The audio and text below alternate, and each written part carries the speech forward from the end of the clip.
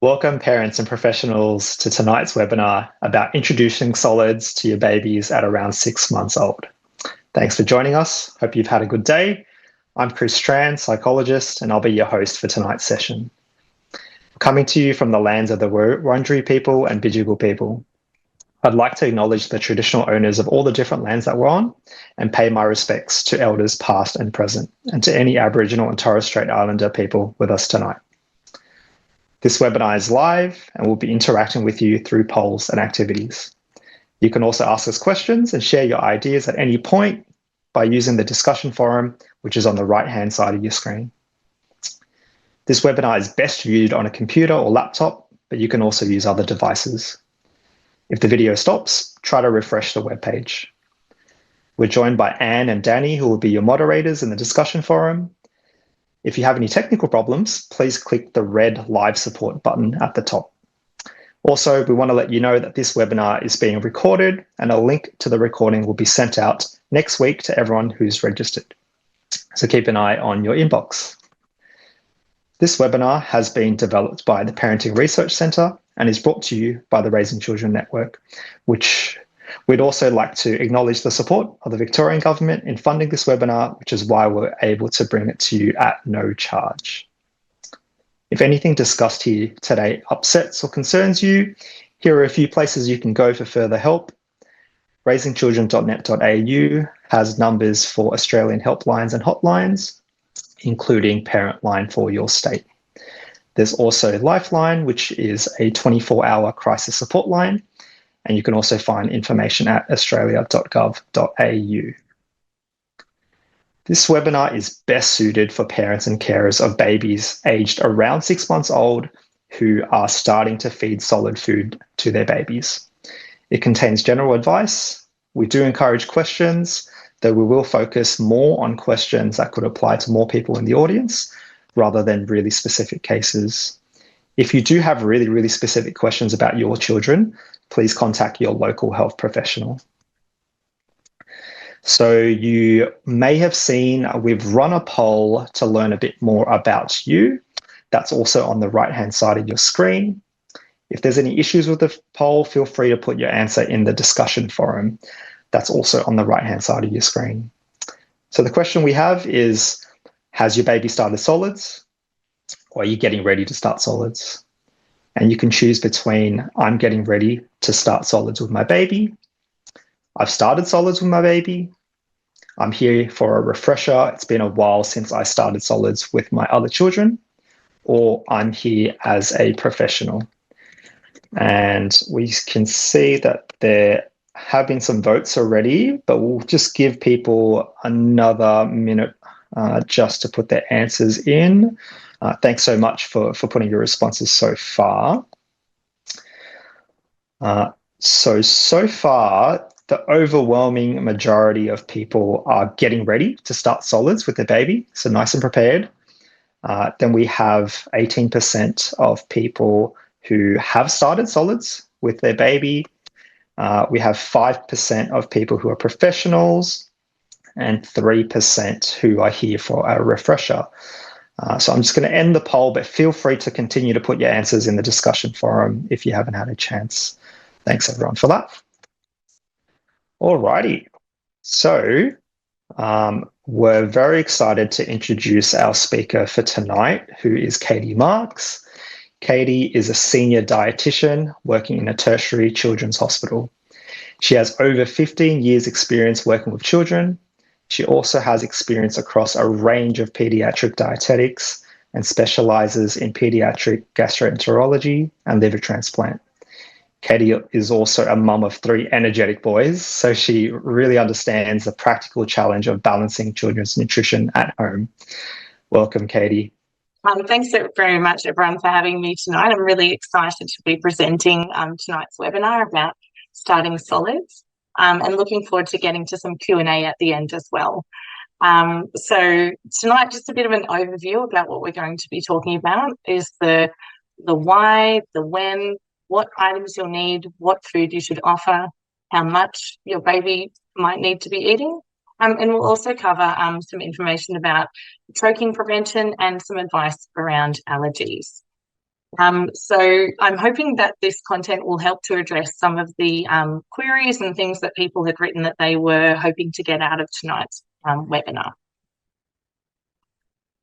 All right, so let's get started with why are solids important. So we know that babies in their first 6 months have a lot of their nutrition from iron, particularly iron that's stored in their bodies from when they were in the womb with their mum. But these iron stores actually get used up over time. So over this time, around 6 months, babies do have changing nutritional needs because they've used up those iron stores. And although they do get some iron from breast milk and or infant formula, by around 6 months, they can't get all of the iron they need from breast milk or formula alone. So they need to start solid foods.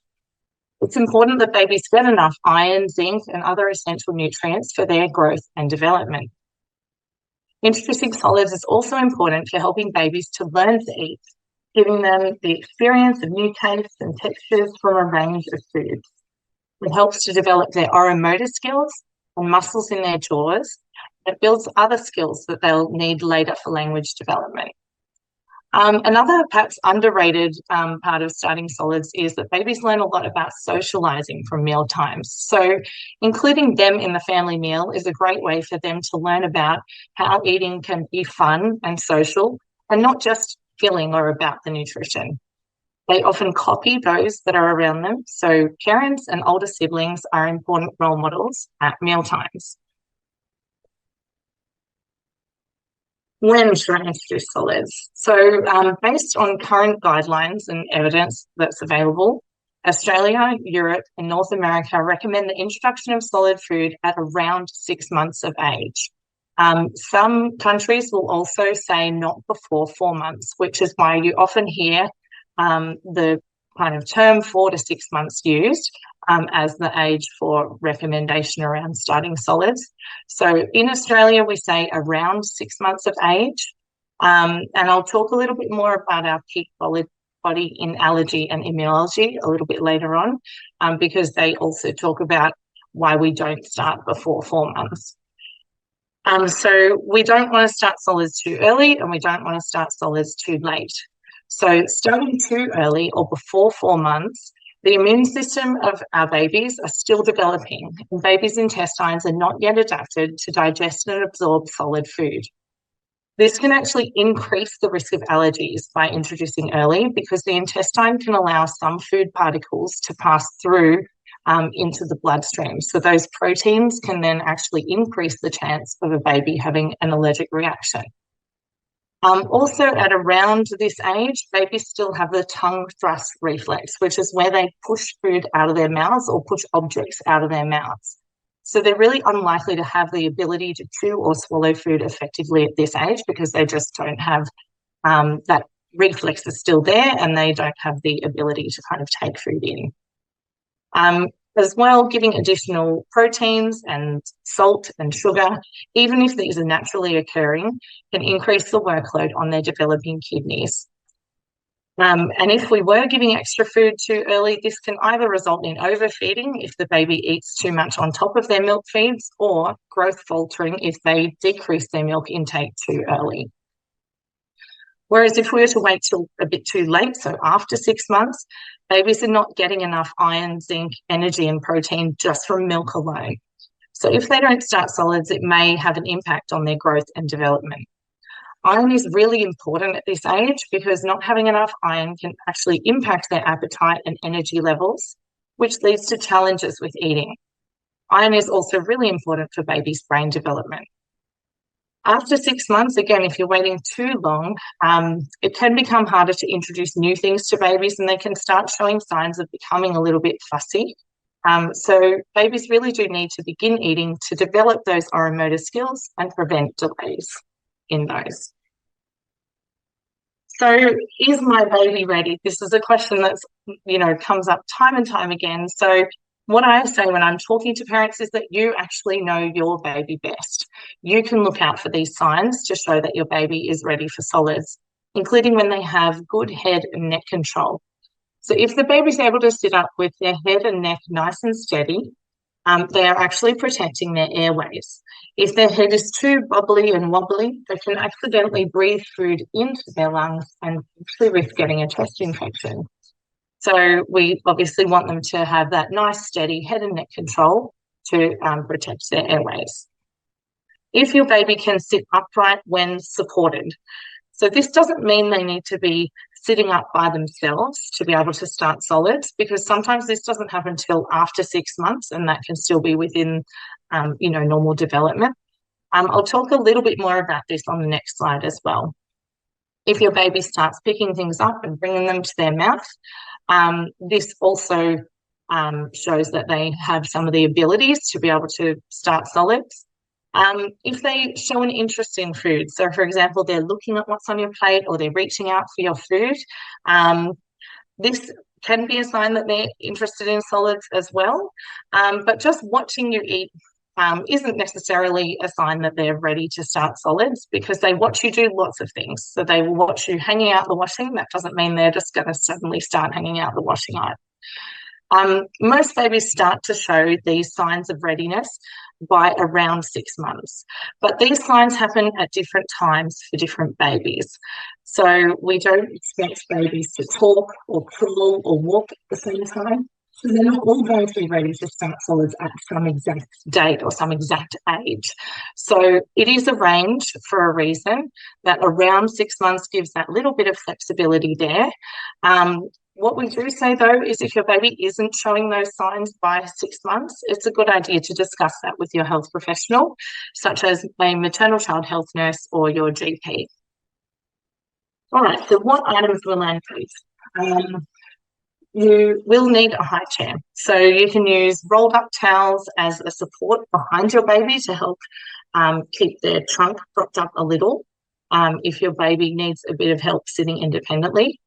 Some high chairs come with a little cushion sort of in there that you can inflate that helps to give them a little bit of support as well.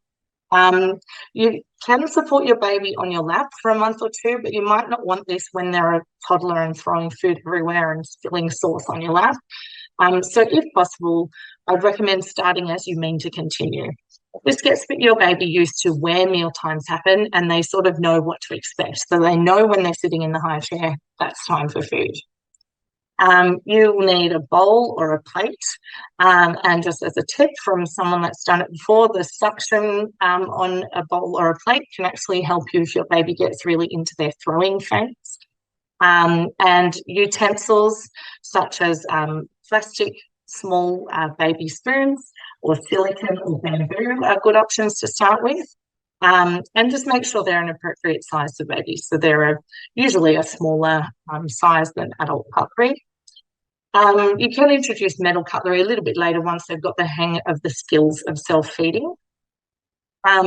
Bib obviously can help to protect clothing. I would say still not 100% foolproof, so just get ready for that one.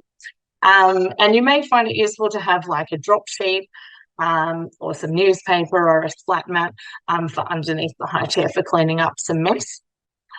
Which brings me to the last point. So you will need a bit of a sense of humour and you will need a tolerance for mess, because it is a messy process, but it is really fun. So I hope that everyone tonight who is thinking about starting solids and getting ready for that actually has fun with this process, because it is really fun.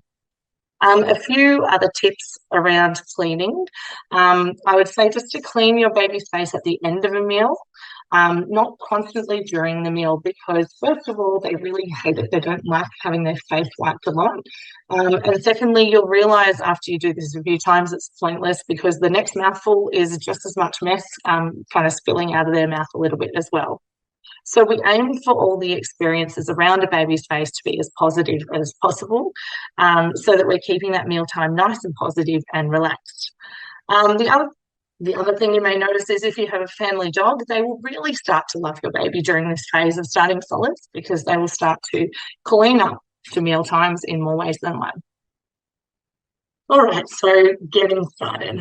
When you're first introducing solids, it's a good idea to start when you and your baby are happy and relaxed. So a good time to start is after a milk feed, when your baby is settled but not too sleepy. They will still have space in their tummies for trying new foods after they've had a feed of breast milk or formula. If you were to try solids before a milk feed at this stage, baby is really hungry and they just want that milk that they know will fill up their tummy and satisfy their hunger. They don't really have the skills to eat efficiently yet at this stage.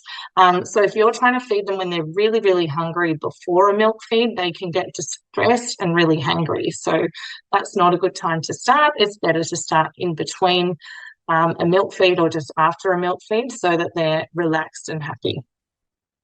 And babies need time to build up skills for eating. So you don't master a new skill just in the first couple of times of trying it. So we just start with once per day, and you can increase this by bit as your baby develops more interest and skills and hunger for solid foods. Again, this can happen at a different rate for different babies. Some babies do it really quickly. Other babies, it takes a bit more practice and a bit more time to get the hang of those skills. So it's just important to remember there's no prizes. It's not a race. You just go at your baby's pace and hopefully you will all enjoy it together.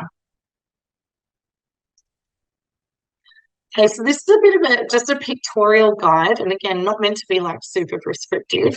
But this is just a bit of a rough timeline to see that when babies are born, they have like quite a high frequency of feeds. So they feed lots of times during the day and having a small volume. That tends to build up a bit. The volume of feeds builds up, and as they take more feeds, that frequency tends to decrease a little bit over time. Once we get that around 6 months' time, they start picking up a little bit with solids. And then looking more towards 12 months, we're seeing an increase in the family foods that the baby's having to eat. So at 12 months, this is not meant to mean that frequency of feeds is not meant to go to zero. So breast milk or formula feeds might just be reduced to a few in between their meals by that age. Whereas after 12 months, some babies may just get calcium from other places that's not necessarily a milk feed. Where other babies and mums may still continue breastfeeding beyond 12 months, and that's fine. This is just more an idea to give you a bit of a visual representation of how feeding tends to go over those first 12 months, and it's just more a guide rather than a hard and fast rule. Okay, so what should we feed our baby? Here are a few tips. So you just need to really start simple. There is no right first food. There's no specific order of foods to start on. There's no like list of here's the order you have to do things in. It is a good idea though to offer foods separately and just not mix foods at this stage. So babies are getting used to those different tastes, different colours and different textures of food. So a good example of some things that might be simple to start with would be some baby cereal, some mashed potato or other vegetables, or mashed fruits such as banana or avocado. We aim to offer a variety of foods over the week. So there's no need to wait to try a new food every few days, which used to be the advice, like wait every 3 or 4 days to introduce a new food. But this actually makes progress quite slow. So new foods can be added with the foods that your baby already eats. So a new food can, in theory, be introduced at each meal. Foods can be offered many times as your baby is learning and getting familiar with the food. So even if they were to refuse it at first, you can still continue to offer that same food. And we have a bit of a guide of about 10 times or even more before they might start to get curious about food and actually want to try it.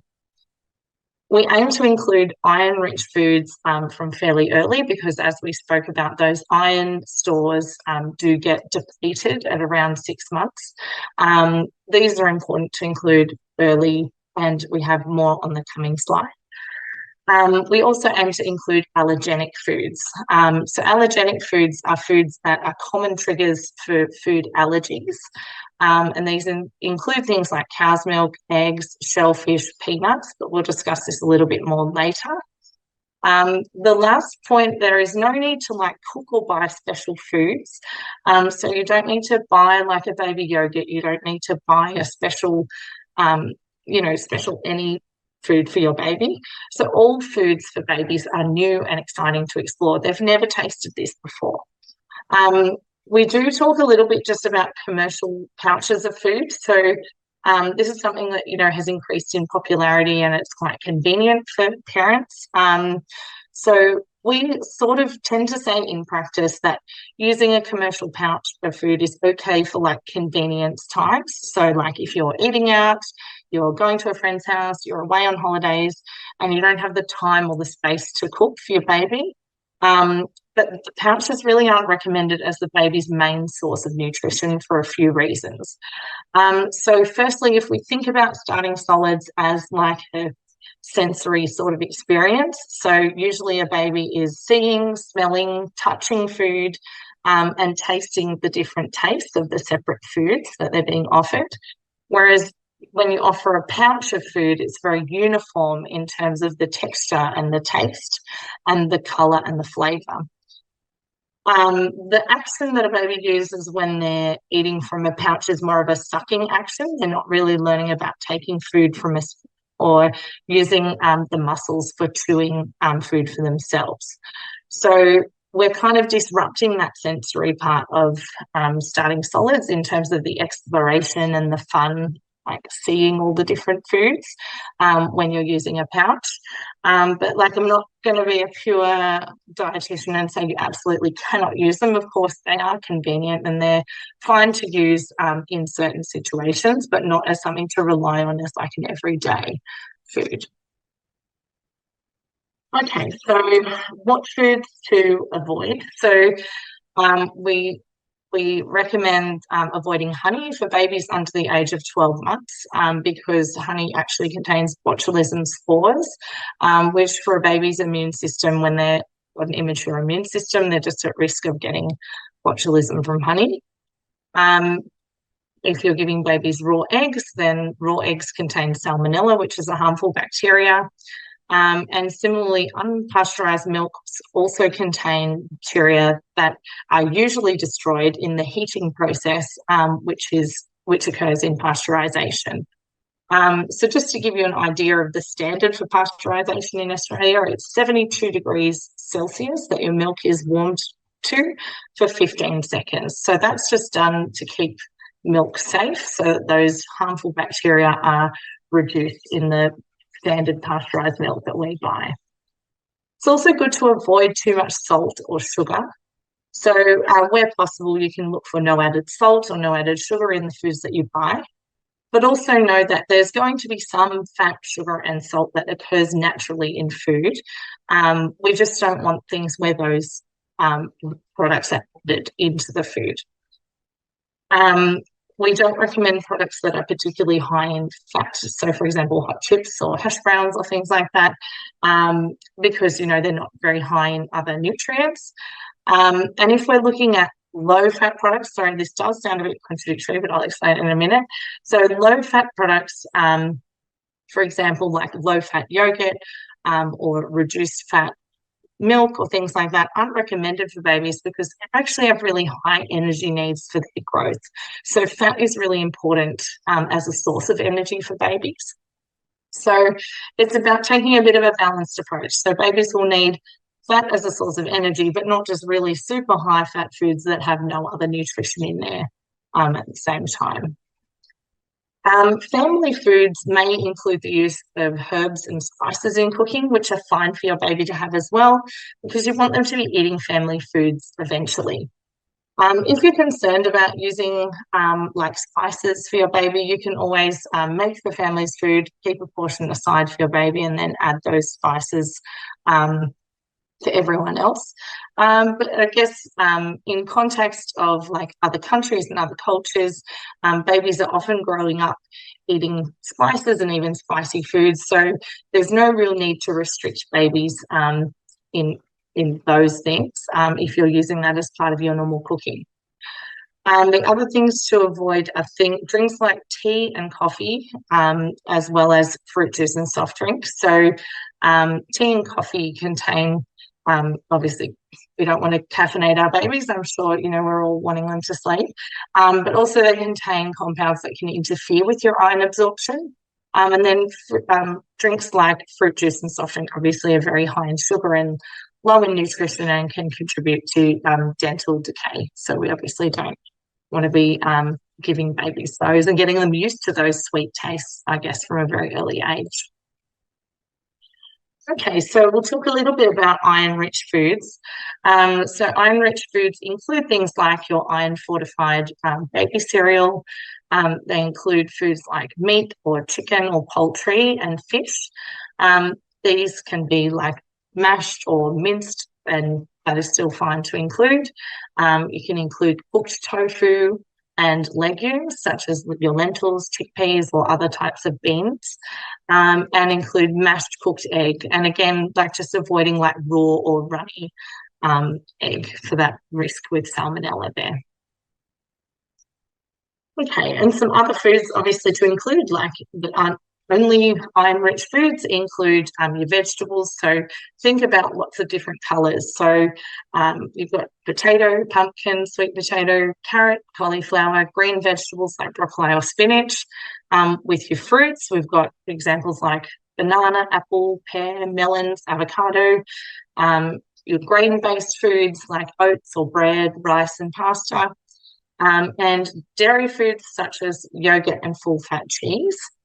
There were some questions that were submitted early around introducing solids in babies with existing cow's milk protein intolerance. So usually when you are starting solids, you tend to start with single ingredient foods. So like the foods that we've listed here. So none of these are going to contain cow's milk protein. It's only when you're starting to offer foods that are packaged foods or commercially made foods that you need to start reading the labels. And it's just important to note that dairy or cow's milk can be used as an ingredient, but it's not meant to be used as a drink, as in to replace a milk feed like breast milk or formula until the baby is older than 12 months.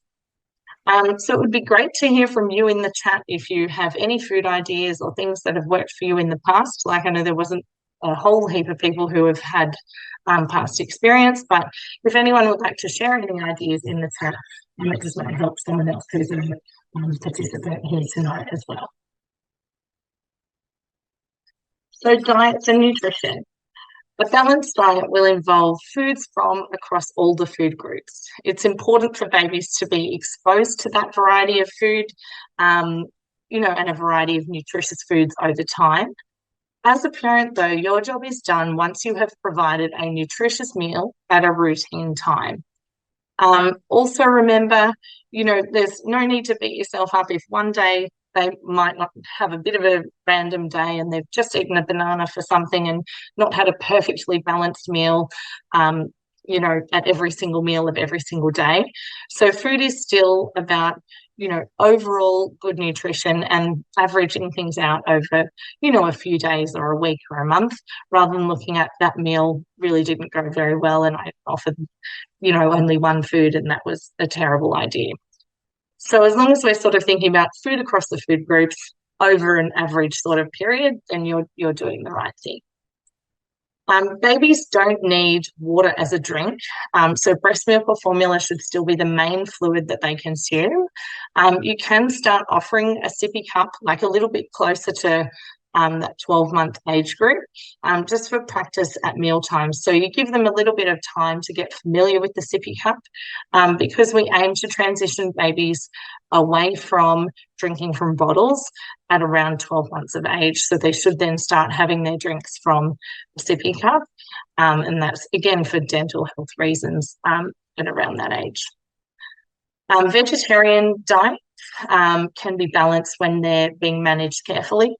Especially when we know that babies and toddlers have high iron requirements, we need to make sure that those vegetarian diets are balanced. So it's not just about taking meat off the plate. You need to make sure that they're getting alternative sources of iron from their diet. Vegan diets do need to be managed by a health professional.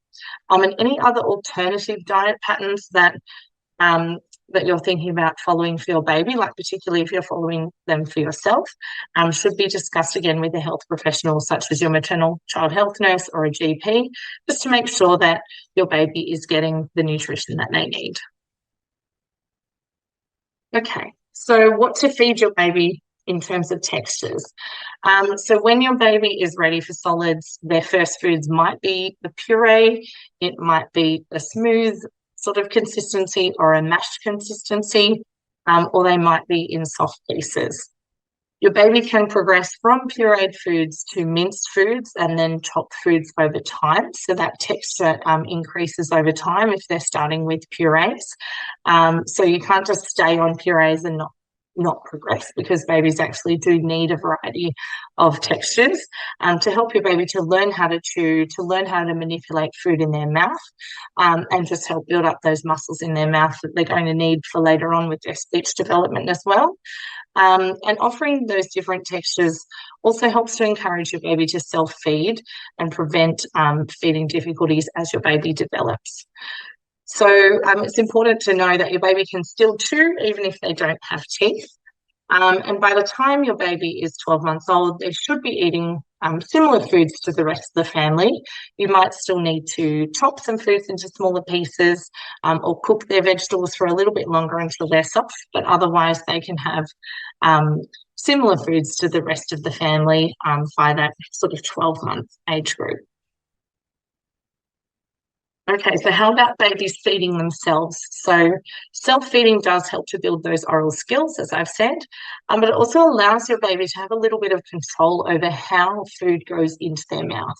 So if you think about someone else spoon feeding you, it might not be a super comfortable experience. So they might put too much food on the spoon that's going in your mouth. They might put the spoon in a bit too far or not in far enough, or take the spoon away when you've left some food on there. So with self-feeding, babies are actually learning how much food, how far into their mouth they need to put it, as well as learning to manipulate the food in their mouth to chew and swallow it. Some parents do prefer the baby-led weaning approach. So baby-led weaning is allowing babies to self-feed from the beginning without any help from the parents. This practice allows babies to learn to self-feed. It's important to note that even if these babies are feeding themselves, they still really need to be supervised during meal times. And there's no real hard and fast rule about this either. So you might choose to offer a mix of textures at a meal. So you might give a little bit of pureed or mashed food and help your baby with spoon feeding, but also offer some pieces of food so that they can learn to feed themselves. So the other thing also I'll just say is self-feeding is also very messy, but this does also improve with practice as they get better and better. So really that whole feeding development is around practice and about building up those skills. Okay. So how much to feed? We really don't need to start with offering enormous amounts of food. You know, what we're saying is just once a day. They may only take 1 or 2 teaspoons. I remember, you know, looking at my child and thinking, I don't know how much food went in. It felt like less than 5%. So you can start with realistic expectations and then see how your baby goes. And really, you're going to be guided by your baby's cues with how much you're going to feed them. Because you can increase the amount and the frequency of the food according to your baby's appetite. So some signs that your baby might be hungry, like how do I know that my baby's hungry? So they're getting excited when they're seeing you get food ready. They might be leaning towards you when they're sitting in the high chair, opening their mouth ready like a little baby bird when you're getting ready to feed them. And usually babies will show when they've had enough as well. They're usually very good at telling you that. So this might include turning their head away, they're losing interest, getting a bit distracted, looking at what's going on in the room. They might even push the spoon away or clamp their mouth shut. And those are signs that, you know, they're telling you the meal has ended. So you take those cues from your baby and kind of listen to what they're telling you. So at first, it's going to be just small tastes, but the amount of frequency increase over time as your baby grows. They'll be, you know, needing that little bit more as they grow as well. So by about 12 months, your baby should be eating around 3 small meals a day, plus having some breast milk or infant formula. So in terms of the volume at that time, they might be having a small bowl of food. So maybe about half to 1 metric cup of food 3 times a day. Just again, as a guide, not intended as like a prescription. All right, so a little bit of safety information about gagging versus choking. So gagging is a normal reaction to learning to swallow. So the response of the person who is feeding the child makes a really big difference to the way that the baby reacts. So you just need to calmly reassure your baby, and not make a huge fuss, because if they get a big reaction, they think, oh, what was that? They might get distressed. They might think it's funny, so you just don't really know. They're sometimes a bit random with this stuff. But gagging is actually a normal reaction showing that they're protecting their airway. So they're actually gagging the food out and it's not going down the wrong way. Choking, on the other hand, is when the airway is blocked and the baby can't breathe or cry. It is important to know what to do if this actually happens. So Sydney Children's Hospital's network has a good fact sheet on choking, and we are able to drop a link to that in the chat box now, and we'll also include it in the recording email that's going to be sent to you. So as a bit of a catch cry to try and remember is loud and red, you let them go ahead. So that's that gagging. They're very usually quite noisy or coughing and going red in the face. Whereas if they are quiet and blue, it's over to you. So that's your sign that you need to step in and help them clear that food. Okay, so some tips for preventing choking.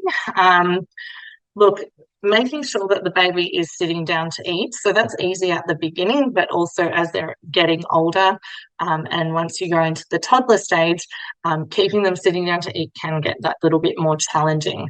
So if they're playing around, running or laughing or jumping around, that's when they're more likely to actually breathe food into their airway. We need to make sure the baby is sitting upright and supported, so they're not slumped off to one side, they're not like rolling their head back, and that good head and neck control as well helps with just keeping their airway nice and safe. We don't give foods that are like hard and round, or things that are particularly sticky to babies, so things like whole nuts or hard lollies. Popcorn, which again is that kind of sticky, it can get stuck texture. Marshmallows also can be a choking hazard too. We aim not to give food that can break off into hard pieces. So, for example, chunks of raw carrot. It's better to cook or mash these vegetables, or to use softer foods to give to your baby rather than things that are really hard, because they don't break down very easily if they're getting stuck. If you're offering smooth, round foods, you need to cut them lengthways to make them safer. So this includes things like grapes, cherry tomatoes, and blueberries even, so cutting them in half, or you can squish them a little bit. Another one, maybe not as relevant in the starting solids age, but before you know it, they'll be wanting to have Easter eggs. So those mini Easter eggs are also very smooth and round and hard and can get stuck in airways. So the other really super important thing is supervision. So always watching your baby when they're eating, because if they are choking, it is a silent thing. So you have to be watching them while they're eating. Otherwise, you would not know that they're choking from a room away. Okay, now we're moving on to talk about allergies. So allergies are actually quite common in Australia. We have one of the highest rates of food allergy in the world here. Up to 1 in 10 Australian babies experience food allergies at some stage. So we are aiming to include foods that can cause allergies by the time your baby is 12 months old. It's important to note that even if you have a baby with an allergy, they can outgrow that allergy over time, but some allergies may persist into childhood or even to adulthood. So allergenic foods need to be introduced by the time your baby is 12 months old. And if you delay that introduction beyond 12 months, you actually increase the risk of allergy development. So I just want to point out also that even if you follow all of this advice and you introduce food early and do all the right things, you may still have a baby with an allergy, and that's not because you haven't followed the advice. It's because this advice is intended for the general population to try and reduce the overall incidence of allergies in Australia. So in the time that I've worked as a dietitian, the advice in this area has changed. So previously, like when I first started as a dietitian, which was nearly 20 years ago, parents were told, don't give egg, don't give peanuts until after 12 months. And actually our rate of allergies was increasing while we were giving that advice to families. So this shows how science is actually giving us new information about managing our kids' nutrition over time. Okay. In terms of signs of allergies and what to look for, so allergies can be sort of split into mild to moderate reactions or severe reactions. The mild to moderate reactions are like swelling of the lips or eyes or face, getting hives or welts, which are like little red, sort of look like mini mozzie bites, and vomiting. Whereas severe reactions are difficult or noisy breathing, their tongue swells up, and they may start to become pale and floppy. So if your baby experiences a severe reaction, it's best to get help immediately, and if needed, you can call 000. If your child has a mild reaction, a good idea to take some photos and seek advice from your GP. And we generally advise to stop giving that food, like don't just give it again the next day until you get some medical advice around how to manage that allergy. One thing I will just say is that some minor redness around the mouth is usually a skin reaction or sensitivity, and it's not a food allergy. So this is what we call a contact reaction. It's just from where food has come into contact with the baby's sensitive skin and just given it a little bit of a redness there. So you can prevent this by applying a bit of Vaseline on the skin or a barrier sort of cream prior to the baby eating. And just some common examples of foods I might see this with in practice would include things like strawberries or tomato or oranges, just those slightly acidic foods. They're still fine to give to your baby. And if they're just getting a very local sort of redness there, that's not really a sign of allergy. So you can try that Vaseline and barrier and retry. Australasian Society of Clinical Immunology and Allergy, which is ASCIA for short, because we all put medical abbreviations in everything, and Nip Allergies in the Bub are great websites for information and tips around allergies. So they'll be added in the links with your recording email. Okay. So what are the common allergenic foods? So these are what we would call the top 8, but there's sort of more than 8. So just talk through those. So these include things like egg and peanut, cow's milk or dairy, like it may commonly be known as, tree nuts, which include a range of different nuts. So it's important to note that within the tree nuts, let's just say you're not allergic to almond. That doesn't mean you're not allergic to all the other tree nuts, so you actually have to try those individually. Rather than just say I've tried one tree nut, so that's fine and I've covered that group. Soy, sesame, wheat, as well as fish and shellfish and other seafood. And I will just make the point that even if other family members have an allergy to the food, then it's still important that your baby is introduced to those foods. Okay, so how do we introduce these foods? We rub a small amount on the inside of your baby's lip. We don't actually recommend rubbing food on the baby's skin. This actually doesn't test if the child's allergic to something. It doesn't identify possible food allergies. It can actually increase your risk of developing an allergy. We aim to mix a small amount into your baby's normal food. So you might start with just 1/4 teaspoon of the allergen into a food such as like a vegetable mash or puree, into some cereal or some yogurt, and you gradually increase the amount that's given. So you might give 1/2 teaspoon next time and 1 teaspoon the time after that. And the most important thing is to continue offering the allergenic food regularly in your baby's diet. So currently they recommend it about twice a week. If you're just going to give an allergenic food once and then stop, and then you re-give it again a lot later, that again increases the risk of having a reaction.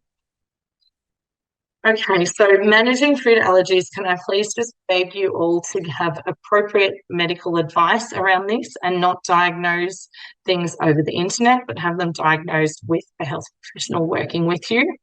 And if you do need to take foods out of your diet, out of the baby's diet that they're allergic to try and replace them with an alternative that's nutritionally similar. So, for example, if your baby is allergic to dairy, you would be able to use formula or foods that do not contain dairy protein. So this might be something like a rice-based formula, soy milk, or products such as soy or almond or cashew milk or yogurt or cheese. But also it's good to get advice from a health professional before making any dietary changes. Here are just some supportive links. There are some great resources available, and there'll be more put in the links that are sent in your email as well. Just the 4 quick takeaways from today are just we're aiming to start solids around 6 months of age, just depending on your baby and their signs of readiness, definitely not before 4 months of age. We're aiming for this to be a really fun stage of exploration and learning. It's really important from a safety perspective to supervise your baby. And finally, to introduce those allergenic foods early and keep them in the diet. So thanks so much for that. Thanks so much, Katie. A lot of really good information. And we've got lots of questions, a lot of really good ones. So we'll try and get through as much as we can. Just before we do that, just a reminder that we would really appreciate your feedback. So if you jump onto the right-hand side of the screen to the handouts section, we'd love to hear from you so that we can make these webinars as helpful as possible. A reminder that there are a few places you can go if you're concerned or upset about anything we've spoken about. And also that at raisingchildren.net.au, you can access recordings of all our previous webinars from preparing for birth all the way to parenting teens. Our webinars cover a range of topics like fussy eating, baby sleep and settling, screen time, managing anxiety, and school refusal. You can also subscribe for alerts to upcoming webinars as well. So let's jump into the Q&A.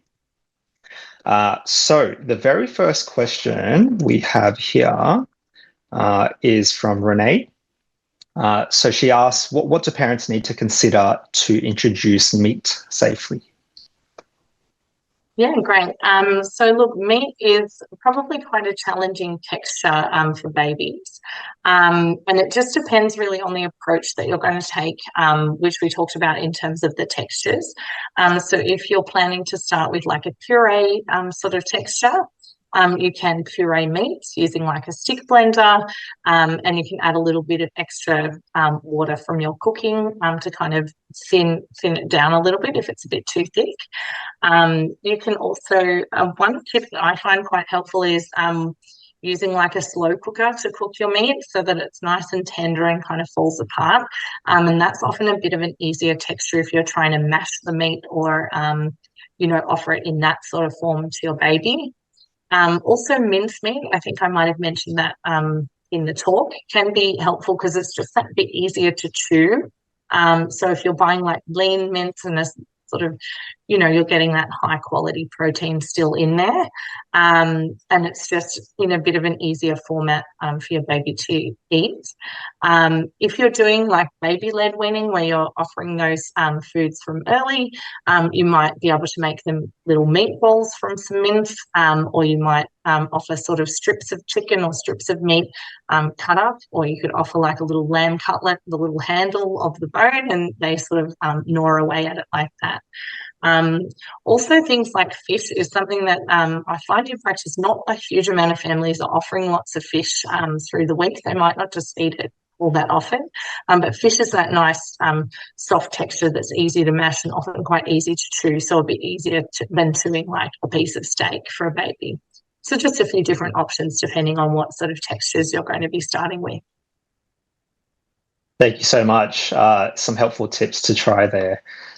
So, as a follow up to this, Amanda asks when introducing protein and fruit in the same meal, should parents start with the protein first just in case the baby might refuse the protein because the fruit is sweet?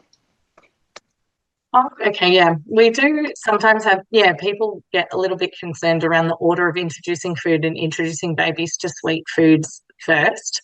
Um, I think if you're offering like those range of foods that are a bit more savory, probably as the foods to offer first, then that's a good way of doing it. But also, you kind of take your cues from your baby as well. So if they're enjoying the protein part of the meal, you can keep going with that. If they're looking for something else, you can offer the bit of fruit.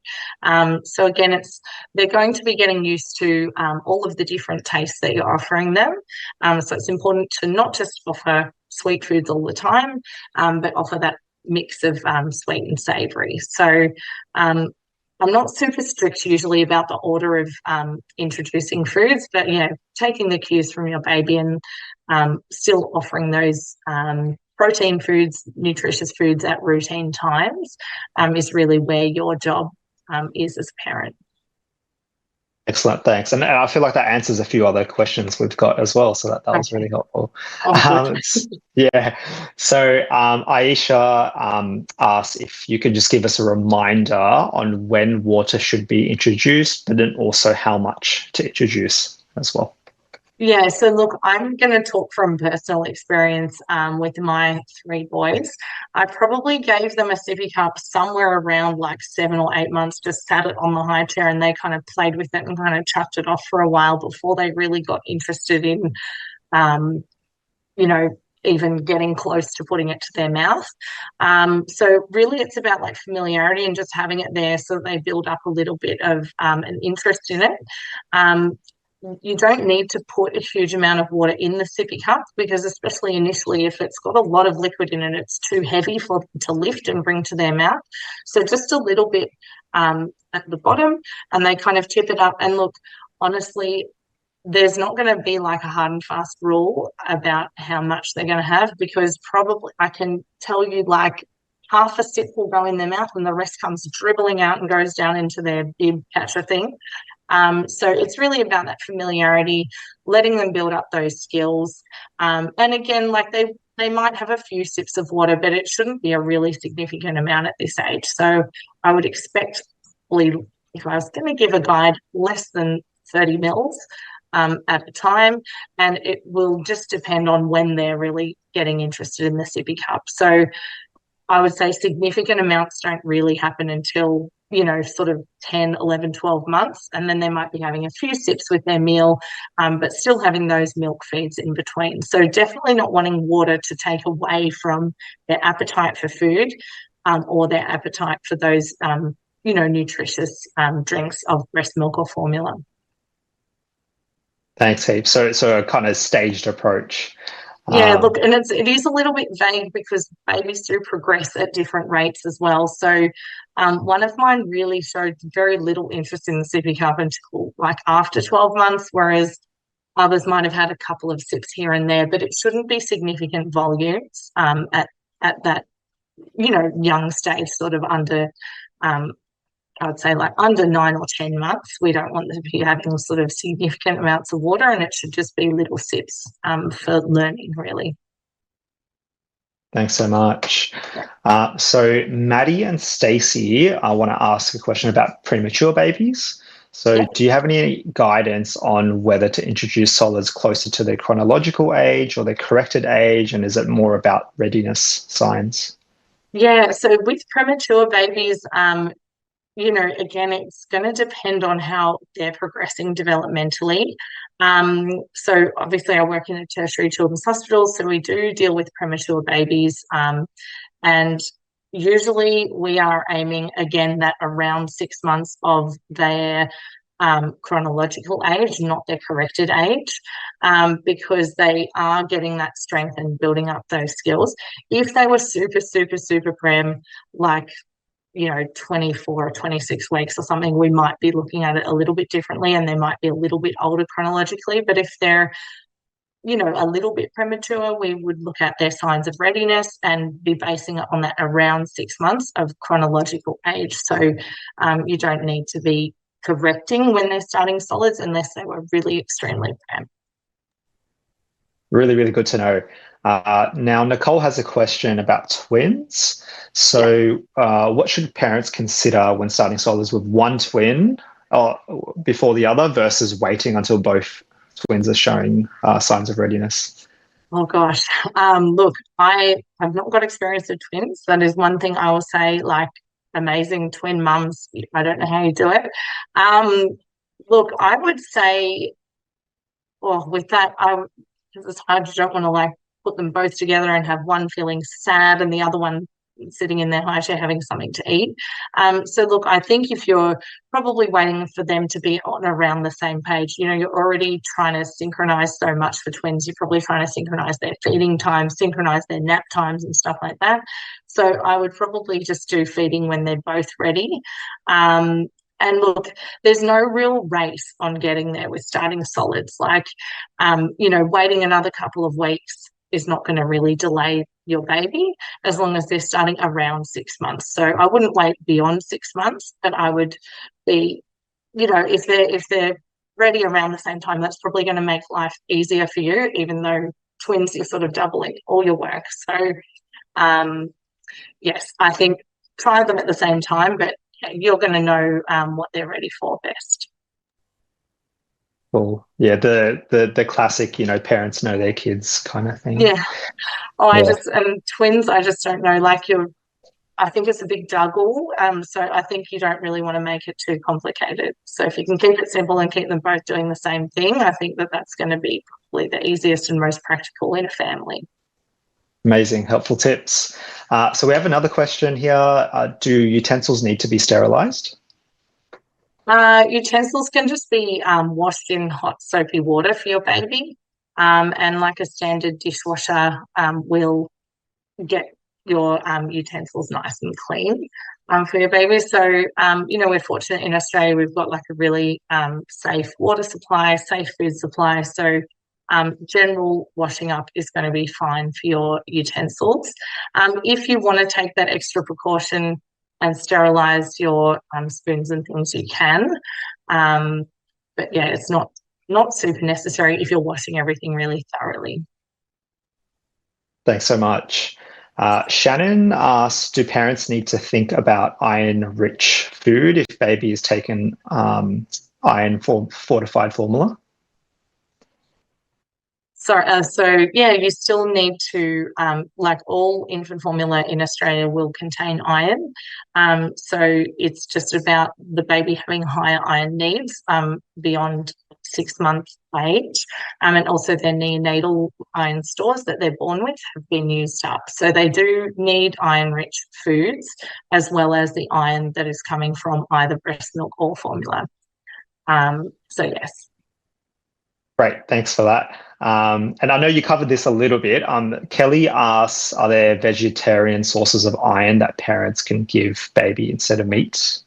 Yeah, so your vegetarian sources of iron include things like your lentils and beans. So beans, chickpeas, and kidney beans and things like that. Tofu has some iron, eggs have some iron, and as well your like green leafy vegetables have iron. So there are plenty of ways that you can get in iron from vegetarian sources. Also your iron fortified infant cereals as well. So you don't need to just eat meat to get iron, although the iron that's in meat is easier for our body to absorb than the iron that's in plant-based foods.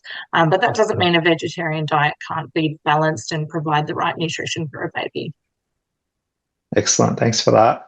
And kind of related to this, Isabella and Christina are expressing some concerns about how much nutritional value is in rice cereal.